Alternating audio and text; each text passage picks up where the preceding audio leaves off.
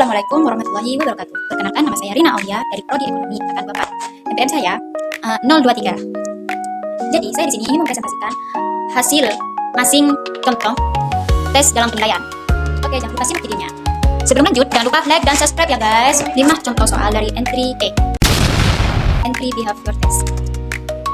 Untuk mengetahui pengetahuan dasar serta sebelum mempelajari topik dasar dan contoh soal. Yang pertama, apa yang dimaksud dengan kebutuhan manusia?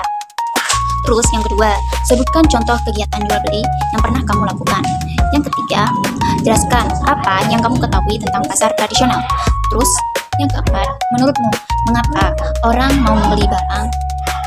Terus yang kelima, apa perbedaan antara barang dan jasa? Nah, contoh soal dari pretest atau tes awal sebelum materi diberikan, yang untuk mengukur pemahaman awal siswa terhadap konsep dasar pasar dan harga. Contoh soal yang pertama, apa pengertian pasar dalam ilmu ekonomi? Yang kedua, sebutkan 2 jenis pasar berdasarkan bentuknya. Yang ketiga, apa yang dimaksud dengan harga keseimbangan?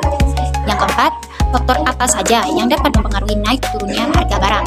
Terus yang kelima, jelaskan perbedaan antara pasar barang dan pasar jasa. Terus yang ketiga, post test, bisa disebut dengan tes akhir setelah pembelajaran. Nah, mengukur pemahaman siswa setelah mempelajari materi pasar dan harga. Contoh soal pertama, jelaskan mekanisme terbentuknya harga keseimbangan di pasar. Yang kedua, berikan contoh peristiwa ketika permintaan meningkat tapi penawaran tetap. Apa yang terjadi pada harga?